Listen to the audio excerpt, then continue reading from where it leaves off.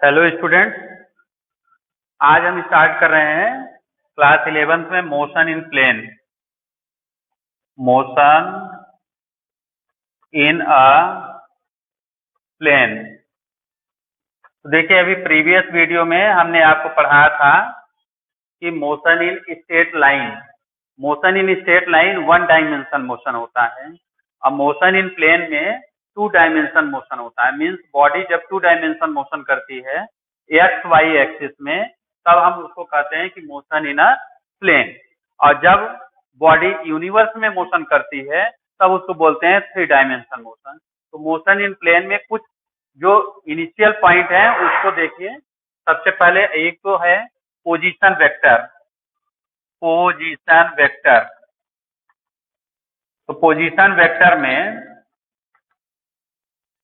Suppose कि x Y axis है, x axis Y axis, वो late us consider particle place at point P.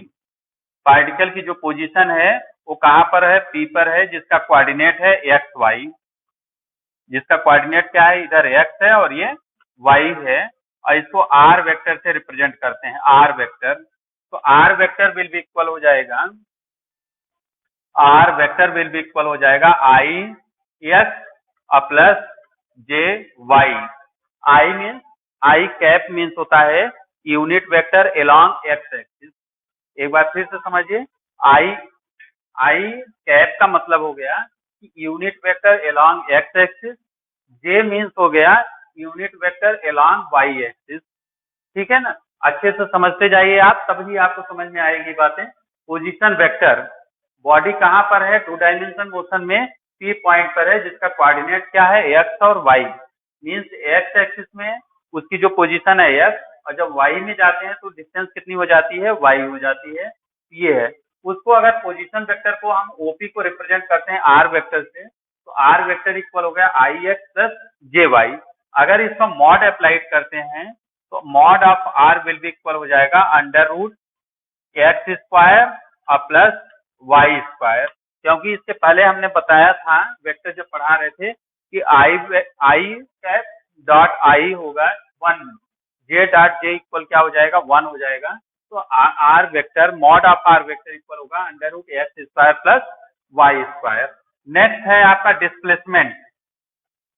Displacement, तो displacement में आप देखिए कि यहां पर जब आप देखेंगे तो मान लीजिए कि ये एक्स और वाई कोऑर्डिनेट है, एक्सिस है, और इनिशियल जो पोजीशन है पार्टिकल का पी पॉइंट है, जिसका कोऑर्डिनेट है x1 y1, और इसके बाद r1 पोजीशन वेक्टर हो गया।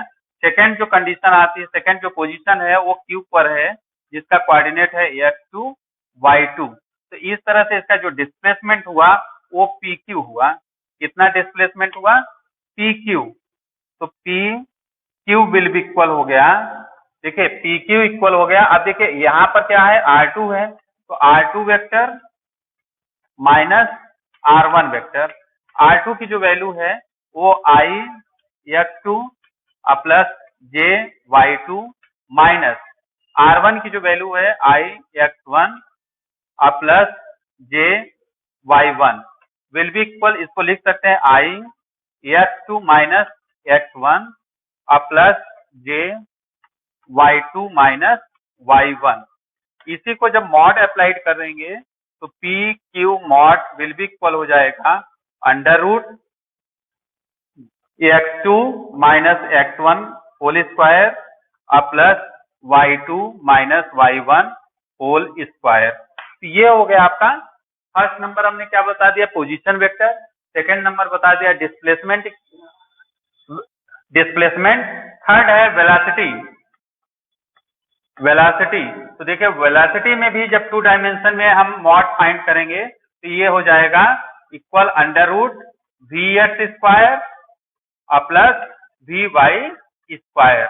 इसी तरह से एक्सेलरेशन को भी हम जब 2 डायमेंशन में रिप्रेजेंट करेंगे तो mod of A vector equal हो जाएगा under root A X square plus A Y square. तो इन सभी का जो मैंने बताया कि देखिए आर वेक्टर को जब हम 2 डायमेंशन में रिप्रेजेंट करेंगे तो क्या लिख सकते हैं i x plus J y. अगर उसका मैग्नीट्यूड फाइंड करेंगे तो क्या नोट करेंगे under root x square plus Y square. इसी तरह डिस्प्लेसमेंट को फाइंड करेंगे तो इक्वल क्या होगा under root X two minus X one का square plus Y two minus Y one का होल स्क्वायर। वेलोसिटी में रिप्रेजेंट करेंगे तो under root we x square plus we Y square.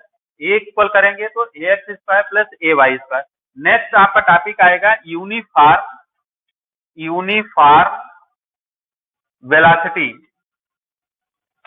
Velocity in two dimension motion. तो uniform velocity let us consider suppose कि कोई भी particle है, उसकी जो इनिशियल पोजीशन है r1 वेक्टर 0 है। अब फाइनल जो पोजीशन है फाइनल पोजीशन है r1 ना भी लिख करके r वेक्टर t है। इनिशियल पोजीशन क्या है r वेक्टर 0 है, फाइनल पोजीशन क्या है r वेक्टर t है। तो जब हम वेलोसिटी फाइंड करते हैं v, तो v इक्वल होता है डिस्प्लेसमेंट अपॉन टाइम। तो final position minus initial position upon क्या होगा टाइम, क्रॉस मल्टीप्लाई करेंगे तो v vector t will be equal हो जाएगा r vector t minus r vector 0। और इसी को आप लिख सकते हो r vector t will be equal हो गया r vector 0 plus v vector t।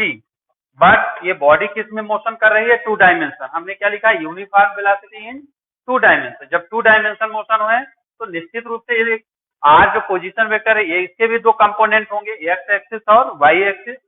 जो वेलोसिटी है उसके भी दो कंपोनेंट होंगे, v x and we y. तो देन इसको आप रिजॉल्व कर दोगे इनके कंपोनेंट्स में, तो ये आ जाएगा I X T plus J Y T will be equal I x0 plus j y0 plus I vxt plus j vyt. Compare both side coefficient of I and j, then xt will be equal x0 plus vxt and next equation yt will be equal हो जाएगा y0 plus we Y T. तो ये हो गया आपका velocity equation in two dimension motion. तो ये topic आपका कंप्लीट हो गया, velocity equation in two dimension motion. Next जो टॉपिक है इसी में वो जैसे आपने लिखा कि यूनिफॉर्म वेलोसिटी, उसी तरह से आप लिखेंगे यूनिफॉर्म एक्सेलरेशन। तो यूनिफॉर्म एक्सेलरेशन में यूनिफॉर्म एक्सेलरेशन